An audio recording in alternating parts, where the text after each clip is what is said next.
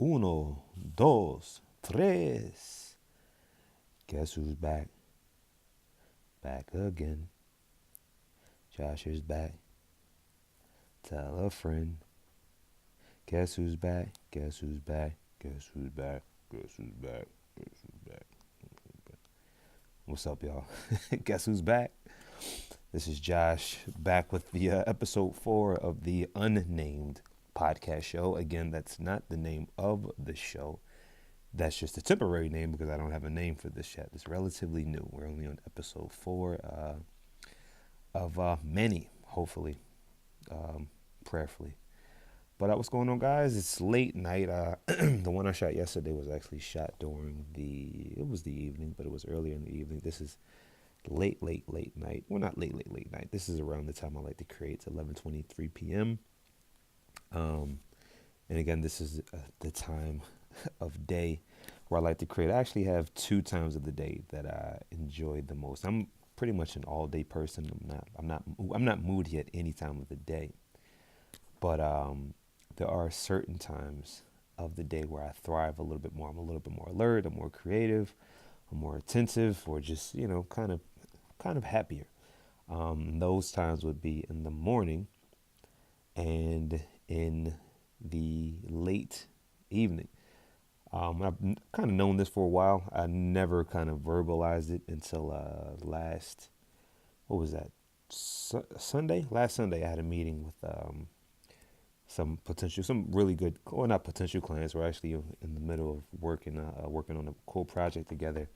And they wanted to know how it was, or if I was a morning person. And then I think this was the first time I actually said out loud to myself, or I told them, but spoke it to myself, heard myself say when I pretty much thrive the most. And again, that would be in the morning and in the evening.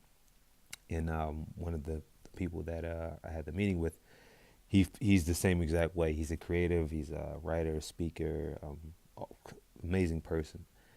And excuse me. Oh, excuse me. And he said he's the same exact way. In the afternoon, it's pretty much nap time, right? So I felt I don't know, that was just kind of cool, kind of relating our personalities to each other, and how some people are. I've always thought that was interesting, how some people thrive at certain times of the day. I know people who just are not morning people at all, but then they're grumpy about it. That's what annoys me a little bit. I'm not telling everyone to have to be a morning person, but you don't have to be a douchebag just because you're not, at your best in the morning. You can still be a nice person. I won't talk about certain people, like my ex, who used to be freaking horrible in the morning just because it was morning. But anyway, yeah, so it's late night. This is the time I like to create the most. In the morning, is more so my time. I like to get my thoughts together, my soul, get my exercise in, read books, learn things. I'm alert in that aspect. But at night, when the sun goes down and everyone's asleep, and not at night like 7 o'clock, 8 o'clock, that's still too early too. I do start to come alive around that time, but I'm talking about 11 o'clock, 12 o'clock, 1 o'clock, 2 o'clock. This is when like the magic, this is like magic hour, when everyone's asleep. No one can bother me. There's no one's going to call me. No one's going to text me. I'm less stressed because I know I'll be able to just, and it almost feels playful too, because I'm like, most people are not awake at this time. They're asleep, and fortunately, or unfortunately, depending on how you look at it, they, people are asleep now because they have to get up and get ready for their jobs tomorrow.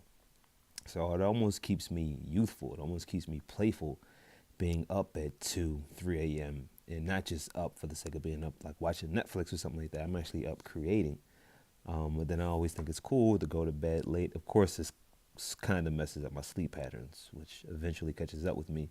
But I think it's cool to create late into the night, early morning, and then you go to bed maybe 3, 4, 5, feeling, and you've created something cool that you can't wait to wake up and kind of fidget with, right? Whether it was a video, or something you posted online, or a photo, or something you wrote. You can't wait to get up and kind of see like the reaction you got, or if it's still cool because you know had some time to sleep on it. But whatever. This is the artist life. I'm guessing. I'm still relatively new to this. Not really, but kind of. I'm about 3 years in of being a creative, like a full fledged, committed creative. One thing I will tell you though is that I find I've been doing the full fledged creativity thing since beginning of 2015, and I've been loving it. But I almost feel like it almost killed me. Maybe not literally. I'll say maybe because I know my health definitely declined a bit because my diet was horrible. I wasn't exercising. I wasn't stretching. I wasn't getting sun. I was just in the studio, dark studio, looking at a computer screen for hours and hours and hours, which I'm kind of feeling wired now because I've kind of been out. I went outside today and did some videos and some tutorials. And then when I went to IKEA, I'm sitting next to a big window, which so that had the sun shining on me. But I've been looking at a computer all day, so I'm feeling a little bit wired, but 'tis the life. But one thing I have been doing, again, I've always, for the most part, been active. Did have that period of time where it was, I should say, I was less active and I was more creative, and my health definitely took a dip. But I've been on the comeback lately, and I'm feeling better. I'm looking better as far as like my skin and everything, because I'm eating good foods. I'm actually taking care of my face and grooming properly. I mean, I've always showered. Don't get me wrong, I've always showered, but I mean, like, trying to keep haircuts now and stuff like that. I actually, have time to get haircuts and use proper face wash for my face and moisturizers for my face and this, that, and the other. So that's a good thing. But one thing I've noticed, and you come to, the more you get into your craft and the longer life you live and experience life, you start to figure yourself out. Hopefully, if you're listening to your body and listening to your thoughts and your emotions, and you're in sync with your soul and your mind sort of tells you what it wants you to do. So I found a happy medium in being. These are the two things I want to pursue in my life, right? Being an athlete and being an artist. And here's what I mean. Being an artist is amazing. Again, that's kind of newer to me. It's this the I've spent less time being an artist than I have being an athlete. And I was starting to feel the artistic side of me. Not that it was unfulfilling, because it's super fulfilling. And again, I'm just getting started, and things are already exciting. But it was kind of unfulfilling because it was like I'm spending so much time creating and thinking and pondering and using my mind and creating works, and posting them and sharing them and people enjoying them, and that whole process was cool. But my body was just like, listen, man, I have to live like an athlete. For one, I have undiagnosed ADD. My mind is always going, which I think makes me a great creative, but I have to balance that. Long story short, I need to feel tired in a sense, or exercise throughout my day for me to be happy. And it's almost literally just like that. I need to live, which I've been doing, and I've been feeling amazing. I need to live like an athlete, perform like an athlete, eat like an athlete, train like an athlete, so that I can enjoy my art more. I need both of them, but I'm not enjoying my art as much. I don't enjoy my art as much when I'm not living like an athlete. So what I've been doing lately is waking up, having a super healthy, I don't even like to say healthy, like just a normal, proper, I should say proper, a proper breakfast. I'll get up, have a green shake, right? Whether that's spinach and kale and arugula with some celery, some cucumbers. I have put some carrots in there, some fruit, like usually maybe a banana with some blackberries or blueberries or some apple or some mango, whatever it is that I want to put in there. More so vegetables as opposed to fruit. Then I'll put in some coconut oil in there, some ginger and some lemon. Smash that up in what do I use? The oldie but goodie, not the Ninja, the Bullet. I think it's the Bullet. Drink that. While I'm drinking that, I'm letting my ginger and lemon tea boil.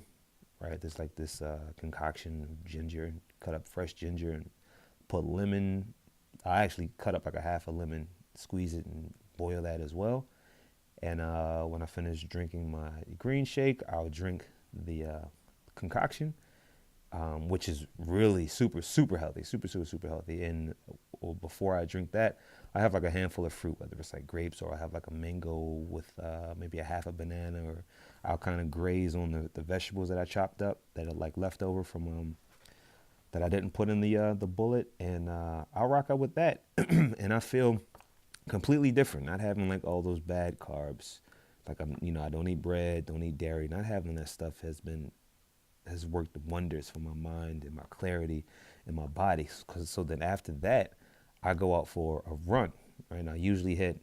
I live in pretty much Center City, and I'll run from Center City to Old City, the Ben Franklin Bridge, and I'll run from the bridge over to New Jersey, and then I'll actually run around a few miles in New Jersey, and then come back over the bridge and come back. It's actually a really nice, peaceful run, which I have to do a talk about just the Ben Franklin Bridge one day, because that's my baby.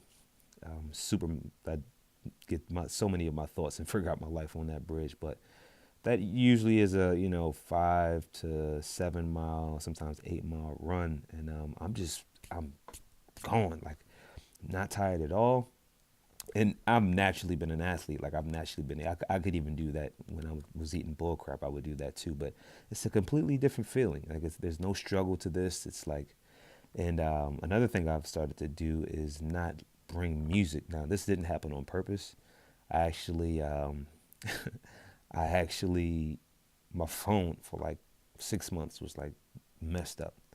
It was hard to charge it, and it was just stupid, right? And so after a while, it was just like it makes no point for me to run with the phone, which I never liked to do for years. I was like, I don't like to exercise or run, especially run without the phone. But then I started to do it, and I was like, yo, I should have been doing this for the longest. Like it's the best thing ever. And the reason why I say that is because I get to meditate while I'm running. Running has always been meditative. Like I always feel on cloud nine. I learn so many lessons while I'm running about presence and being where I am. That's one of the main things I've been getting from my runs. And I've gotten this message before, but now that I don't have the distraction of music and I can only hear my thoughts, and I usually run with like a mental military cadence, if you know what I'm talking about. Like, feel good, damn good, damn good. I'll make up stuff while I'm running, right? But so I'll get my affirmations in, and then the lesson that I'm learning is present. So, if I'm running, 5 miles, I have a tendency, like I like to go fast too. And I have a tendency to like, I'll be at one point in the city, but I'm thinking about the next mile. Like I can't wait till I get over this hill, or I can't wait till I, get from this part of the city to that part of the city. And I'm like, dog, be here. Like I literally have no choice because it's physical. Like, like my mind may want to be up a mile or two farther. Is it farther or further? I always get those two confused. Let's just say farther. If I'm wrong, drop a comment in the comment box. You can crucify me. But but I may want to be up there, but like I'm not. I'm here. I'm on 4th and Market. I know you want to be halfway up the bridge, but you're not. Halfway up the bridge is another mile and a half. And I'm here, and I have to be here. And what I realized was, when I was listening to the music, I can kind of like black out. I can kind of just zone out and, ignore where I am. And then when I get to that point, I'll be happy, which would always be a good feeling when I got to like my next checkpoint. But I'm like, you missed the whole half mile. I mean, you missed the whole mile and a half because you wanted to be, further or farther up. So I started to just, kind of use that same logic for like my life and my progress and my goals. It's like, listen, you may want to be a certain type of artist right now, or a certain type of YouTuber, or have a certain following or listenership on your podcast. But listen, you are here. Enjoy what's here. Like I have to see what's here instead of putting my head down and grinding and working and trying to get to the next level and missing the whole ride. Like, let me just enjoy the one person. If you're listening to this now, let me enjoy you listening to this. I hope you're enjoying it just as much as I am. I hope it's as good to you as it is to me. But it's taught me a lot, which I learned tons of lessons from being active. So lately, that's been Part of my meditation, again, is to get up, super good liquid breakfast, go out for a meditative run, come back. By that time, it's still the morning. I may do some, some kind of work, some kind of administrative work. And then in the evening, afternoon, I kind of hit a slump. I don't really want to do much. Maybe I want to nap. But then when the evening starts to come around, that's when I start to get my second wind again. And so me having this fine balance, which I personally I think is a dope balance, to be super tuned in with my mind and emotions on the creative side, and be a badass with being an athlete, using my body and staying in shape and staying vibrant and and full of vigor and energy. I think that's going to be contagious and inspirational, and it just makes me happy because I don't feel like, oh, I did 3 great photo shoots this week, and everybody, that saw the photos and my clients are super happy, but my body's like, what, damn dog, like you gonna take care of me at any point? So when I'm finished my week out and I've done some dope creative work, and I also feel the soreness of like my muscles, and I feel stronger and vibrant, and I'm eating well, like that's a good balanced week for me. And that's the lifestyle I'm committed to developing now. But just like I said, with the being present, I'm just going to enjoy the process, enjoy being here, instead of saying when I get to that point, then I'll be happy. Because that's a losing battle too. Because a lot of times once you get to that point, you still have the same mindset. You're not happy here. And then it's the next thing and the next thing and the next thing. But we live and we learn. We live and we learn. It's all a process. Everything is a process, and I have to trust. Sounds like an earthquake outside or something, which in Philadelphia may sound funny, but it's really not. I think we had a small tremor. I missed it. I don't know where I was, but I didn't feel it. But all my neighbors were like, "You didn't feel that earthquake?" I was like, "Nah, I sure didn't." Thank God. Um, but yeah, the growth process, man. The growth process is something else. My buddy DJ, he sent. I was talking about him on my last podcast. He sent me. He shot his second video, which I'm super proud of. This time on a jet. First one was in his office. This time was on a jet plane. He went to, I forget the coach's name, but there's like some wealthy, well-off coach that coaches people, and I have to meet this guy, but his style is a little bit different. So instead of like renting out what do you call it, like a lobby or like a hotel lobby, he actually had people come to his jet hangar. I think that's what you call it, right? Um, and he taught the students there around the jet. So when he DJ FaceTimed me, and he FaceTimed me and showed me around. Like he showed me a couple jets. He was sitting on there, and he had, I don't know if he had shot the video yet, but he was like, he's going to something. I think he was going to shoot the video. He's like, I'm going to shoot a video with his new GoPro, so he's breaking those in very nicely. Not bad. It's not a bad location to be on some private jets, but the atmosphere looked cool. And then he sent me the video like a few hours later, and was just him speaking on his experience about the law of attraction. And even if you're broke, if you want a Lamborghini, go to the Lamborghini dealership and sit in the car. He basically talked about things like that, which I agree with 100%. But he's putting his money where his mouth is, or putting his heart where his mouth, whatever. You understand what I'm trying to say? He's practicing the law of attraction, and that's the process, right? That's the growth process. And it feels weird sometimes. I mean, it looks foolish to, I think we're even past the point where like we look foolish, because I feel like if you're not following your goals and not following your dreams, especially with the especially with the climate of the market the way it is, with the again, if you're listening now, like I shot this, did this without having a huge studio, but I mean, if you're still listening to this, hopefully I'm adding some type of value to you, and this was free. You understand what I'm saying? It's free. So I actually think the yoke and the joke is on people who aren't following their dreams. The people who look at people who are following their dreams and think that they're weird. Like it's quite the on the contrary. You know what I mean? Like the law of attraction, whatever you want to call it, believing it, faking it till you make it, whatever. I mean, there's some truth to that. I mean, we don't know everything, but I mean, we can kind of look at the math and look at the data and see that our minds do have the power to manifest things. Even like this podcast. I mean, there may be 3 people listening now, hopefully, but like I'm not doing it. I'm not doing it for the 100,000 people or the million people. Now, don't get me wrong. I'm pretty sure I'm going to get there, right? And even if I don't, that's my intention, but I'm going to be here. Going back to the running analogy, I'm going to be here and enjoy the one person listening, the 2-person listenership, the 3, the 10, right, the 20. I'm going to enjoy just communicating with you guys because I'm doing what I love. I love to I love to talk and inspire people and philosophize and learn things and teach things and just communicate with people. I guess I love communication.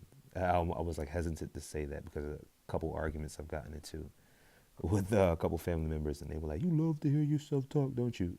So it almost burns a little bit to kind of like admit, like, man, I think I do, but not in like a narcissistic way. But I mean, it's just one of my things. I don't know. I think communication is beautiful. To be able to paint pictures or affect emotions through words, I think is a powerful thing, which is why, people listen to podcasts and listen to speakers and their favorite celebrities. The words have so much power and influence in our world. And, I guess I want to partake in that. I think that's another type of artistry, if you get what I mean. And practice makes, not perfect, but practice makes, damn it, good enough. Right? You don't need to be perfect. Practice makes good enough. Like today, I've been shooting a bunch of tutorials lately since I've got my talks and tutorials since I got my iPhone 8 Plus, and so easy to shoot. Let me not even talk about that because I could talk about that for a long time. But so easy to shoot content.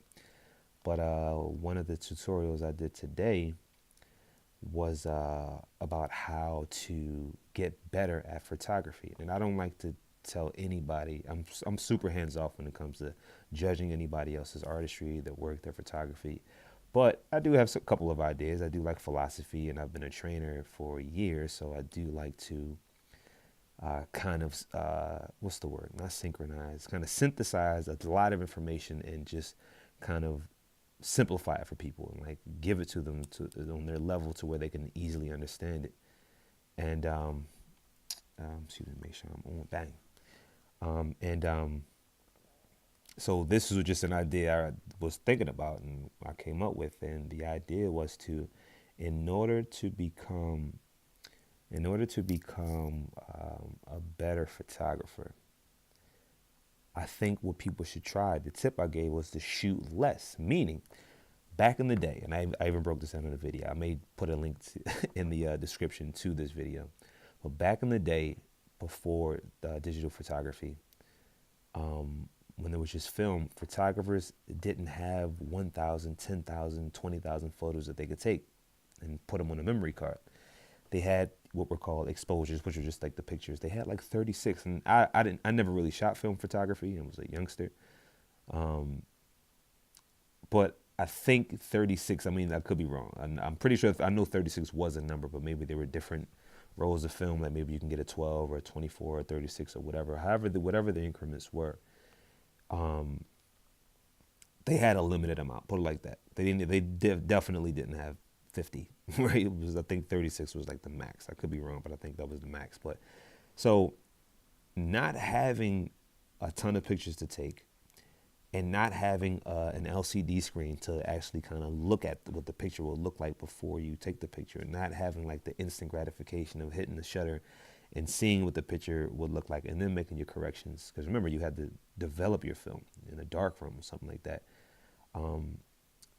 For photographers to have been great back then is amazing. And it's not because they took 1,000 photos. It's because they actually developed the skill set of photography, knowing about ISO. And the cameras we have now completely dwarf the big cameras they had back in the day. Like their cameras can't do half the things, a quarter of the things that our iPhones, the iPhone 1 can do. You understand what I'm saying? So, for them to know ISO and aperture and shutter speed and lighting and angles and all that, and not be able to see any of this, they had to kind of like figure it out, and they only had a few rolls of film to do it with. So for them to be great, I think is amazing. And of course, there were bum photographers back then too, but like there's been a lot of great photographers, some that I um, love myself, and it's not because they took 1,000 photos. And of course, you've got a lot of digital photographers now that it's called spray and pray. Right, spray and pray, meaning they take 1,000 photos, and of course, out of the 1,000, you should get one or two or three or four or five photos that look good. I mean, I would hope so. It's almost like it's like it's the law of odds or something like that. Like you should get a good looking picture, but if you're just spraying and praying, not saying that you're not taking into account lighting, composition, the rule of thirds, your crop, what you fill the frame with, negative space. Not that you're not doing that, but a lot of times you don't have to, because you can just take a bunch of photos and you get the right one. But if you limit yourself, I think I've learned this from doing my Snapchat over the past couple of years. I didn't like Snapchat at first because it was like limited in what I could do, but oddly enough, from having those, it was the first time I realized that lesson. From having those limitations, I actually found a ton of creativity in the limits. And then I heard Gary Vee say something similar to that years ago, and then someone else, maybe Chase Jarvis, and I was like, oh, this is a thing. If you limit your possibilities, it's a really good way to develop your creativity. It sounds like oxymoronic, but it works. So if you go out there, right, if you do street photography, for example, instead of going out there with the mindset that I have, 64 gigs on my phone, or, 128 gig memory card for my DSLR, and I can take thousands of photos. Instead of doing that, what I want you to try, and try this out too, if you're a photographer, the next time you go shoot some street photography, go out there and only give yourself 30 photos. Give yourself a 30 photo max. You cannot take more than 30 photographs. This is including practice shots. This is like 30. Well, let me do you one better. We'll do it right. I'll give you 36 exposures. This is like a roll of film back in the day, right? 36, cap it off there. I don't care where you go. You can go to another city. You can go to a friend's house, wherever you go, and just do 36 photos. And I'm telling you, what this is going to do is it's going to take your photography, if you need it, if you want it to go to another level.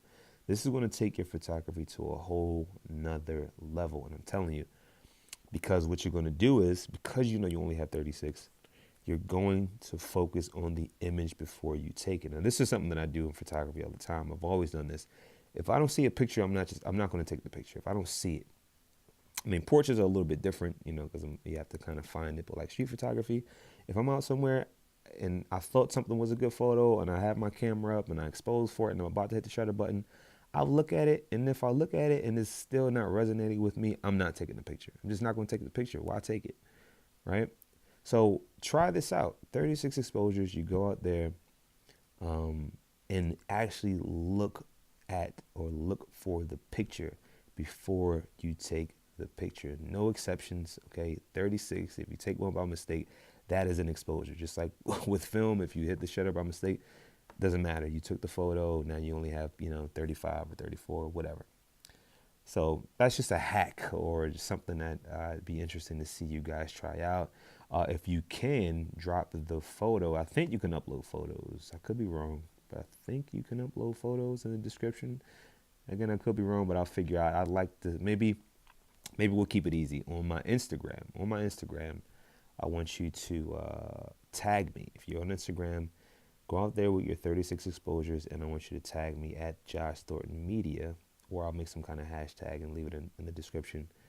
No, we'll keep it simple. Just tag me at Josh Thornton Media, and I'd like to see the photos that you come up with this 36 exposure, 36 photo limitations. I'm super interested, super interested to see what happens with this. I mean, who knows? I could be wrong, and the photos could be horrible. And if that's the case, I want to apologize ahead of time. But my heart was in the right place. You know what I'm saying?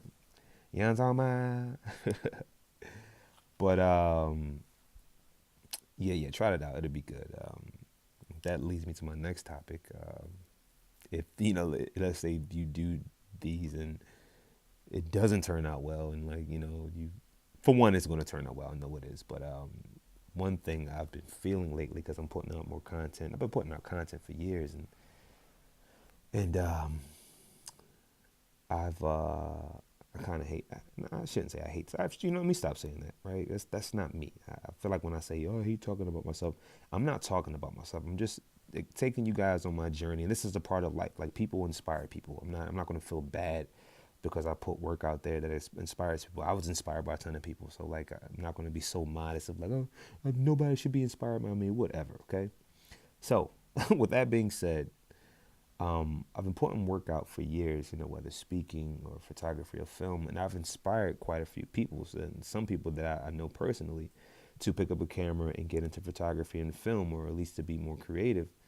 And it's funny because I found that it's almost like I want to. That's what I want to do. I'm not doing this to inspire them. Like I'm not taking pictures to like, oh, I want my friend to be inspired, but I do want them to be inspired to, find their creative voice in life and become financially free by doing something that they love.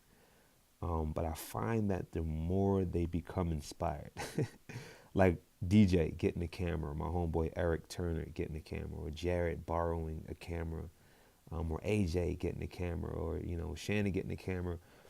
It's weird because I sort of feel pressure. It's like it goes from me telling these guys like, oh, this is the state of the internet and you could do this, that, and the other, and I tell them about different software they can use and hacks to do this and different programs that they could use to do that, and they see how easy it is to kind of talk about or follow your passion and share it with the world. So it goes from a stage of me just talking about it, which I don't feel any pressure, right? Because I just naturally I like to do that. I've been doing it here for I think what, going on 37 minutes. So I like to do this naturally. And then it goes from that level of me feeling no pressure to when somebody's like, oh, what's that website again? You said that you can get the print on demand t-shirts, and I tell them, then it's like, oh, they actually set up a website, or they're like, what camera should I get? I'm at the camera store now. Which one should I get? And I'm like, oh snap!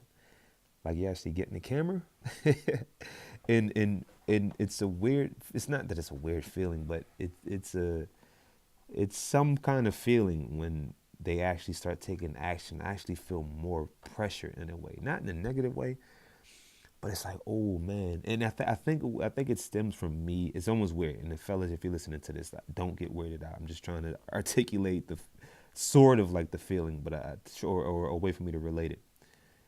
It's almost like your child. I'm not calling you guys my children, but just listen to me. It's almost like, again, the more they step out there and put stuff on the line and take risks, because they have jobs and families and this, that, and the other, it's like the more they take my advice and listen to me, like they're putting themselves in potential danger. Not that they're putting themselves in danger, okay? Because it's not that dangerous to get a website or this, that. You understand what I'm saying? Like, this is not the 1970s starting a business. 2018 it's a lot less risk than it used to be. But they are putting themselves out there a bit. And I'm like, now that they're listening to my advice and just spent, five, six, seven, $800 on a camera, I'm like, now I feel the pressure of like, I have to continue to be an inspiration to guide my friends or, strangers that, talk to me too in the right direction. Because if I stop inspiring them or I lead them until I back them into a corner, like I don't want their families to be mad at me. I don't want them to be mad at me. I don't want them to make a mistake or something like that, which they have to make mistakes. That's how you learn. But I start to feel more pressure. So it goes from me telling people about stuff and them not taking action and me feeling no pressure. But then when they actually get inspired enough to do something, I actually feel a lot of pressure, and I feel the pressure to continue to perform and kind of guide them, which is good. I mean, I need that. That's part of life. It's nature. It's how I'm supposed to feel. But I almost can relate it to having like a child, and it's like your child's first day in like little league, pee wee football or pee wee baseball, whatever, right? Or basketball, and you see a child out there, and you see them suiting up, and you start to get nervous. It's like, oh, my kid is really wanting to play football, or really wanting to play basketball or baseball or soccer, and it's like you feel this sense of like, I can't do anything. I can guide my child, I can guide my homies, but I'm the one that kind of got them into this. Um, and it has to work. Like I really wanted to work for them, but just as much for them as I wanted to work for me, especially because I kept talking their ears off about, yo, check this out, check this out, check this out. So now that there's money on the line, like I really, I feel the pressure of my friends' success. I need them to succeed, because if they don't, they're going to succeed. But I don't know. I feel kind of bummed out about that, to say the least. I should say that. You understand what I'm talking about? But whew, kind of been talking my behind off, huh? Maybe it's almost midnight now. I guess it's time to wrap it up. But I'll say one more thing, then I'll let you guys go. Another thing that I've been learning, this whole entrepreneurial thing has been a journey, to say the least. It's been an experience that I wouldn't trade in for anything. Of course, people say that, but I wouldn't trade it in for many things. And one thing I've been learning as I'm making my transition into strictly a photographer or graphic designer and filmmaker, doing client services, and making my transition over to being more of a speaker and a teacher. One thing I've learned early on, but like it becomes a clearer lesson as you continue to do work, is you have to know when to say yes and when to say no to work. Now, initially, everyone's different. I don't even want to generalize and say initially this is how you should do it, but I'll speak generally for a second. When you're learning photography, we'll keep it in the photography box, but you can use this for any skill set, any craft, painting, whatever, singing, writing. If you're doing it for a client, initially you should say yes to things. Because knowing what you like to getting enough experience to know what you like to do, and doing things so you don't like to do that, is important. They both help you on your path to finding like your perfect mixture of like what you want to do, right? Or your perfect destination. And I say perfect loosely, because it's always an evolving. You're always evolving as an artist, but you have to say yes a lot, I would say, initially. When you're trying to learn, you're trying to get experience, you're trying to build a portfolio, you have to say yes to gigs. And you may have a sense that this is not something you want to do. Like maybe someone wants to book you for a wedding, and you heard that they're hard and this, that, and the other. But it's like, I would say yes. Even if you're a street photographer, I would say yes, just to get that money. Get that money. But I would say yes, just to get the experience. And even when it's all said and done, you shot a wedding, you got paid for it, you've learned how to market, you learn how to, talk to people. Something may even be strangers, and maybe people you don't know, but you learn how to entertain people and take good photos. You learn the whole process of like editing and bulk editing. Your editing becomes better because you learn like, man, like first time I shot a wedding, I was like, oh my goodness, this is a lot of photos. And my computer was a piece of crap. It was not fun. It was not fun. But I learned from that. And I got paid. Cha-ching. You know what I'm talking about? But say yes to things, even if you don't think it's something that you really want to do. Say yes a lot, just so you have a lot of experience under your belt of what you like to do and what you don't like to do. Because sometimes you'll be pleasantly surprised, and it'll take you on a whole nother path that you wouldn't have been on had you not said yes to that gig that you thought you wouldn't want to do. So you do those, you build your portfolio, but it's almost like you have to be mindful, because it's like you say yes to gigs, but that doesn't mean you post everything on your portfolio, because whatever you post on your portfolio and your website, when people go to it, they're going to hire you for that. So if you don't want to be a wedding photographer, do not put a bunch of wedding photography on your website. If you want to do portraits, only put the portraits up there. If you want to do street, only put the street up there. If you want to do fine art, just put your fine art up there. Don't put anything on your website that you don't want to get hired to do. But you should do the things just for your personal experience, if that makes sense. So you have to find a fine line of saying yes to gigs to get your experience and to get money and just to build your confidence that you can handle client-based services with your photography. But there does come a time where you start to fine tune where you do want to go with your artistry, with your photography. And there comes a time where those yeses have to start turning into no's. And I'm not saying it's an easy transition because sometimes you need that money, right? But you do have to, this is art, so there's no straight line to this, but you have to go from a bunch of yeses to get the experience and to build the book to fine tuning what it is that you want to do to saying no to the things that will distract you from staying on the path that you carved out from doing the gigs, the ones that you wanted to do and the ones that you didn't want to do, if that makes sense. You have to get to a point where you're saying no. And the timeline, everyone's different. I mean, for some people, it comes faster. For some people, it takes a longer time. But do realize that cycle, that seasonal. That's like how you grow as an artist and as an entrepreneur. You say yes for your experience, and then you have to say no for your legacy. Ooh, I like that.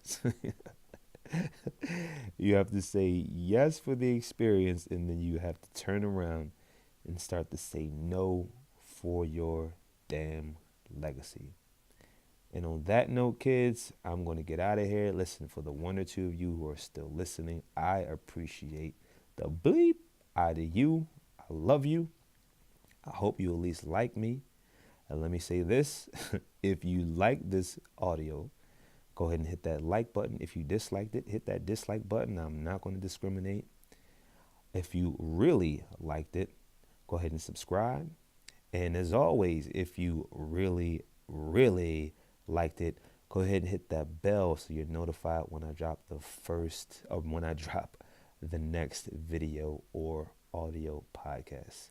You lovely people have yourselves a lovely rest of your day, and I will see you on the next video. Adios.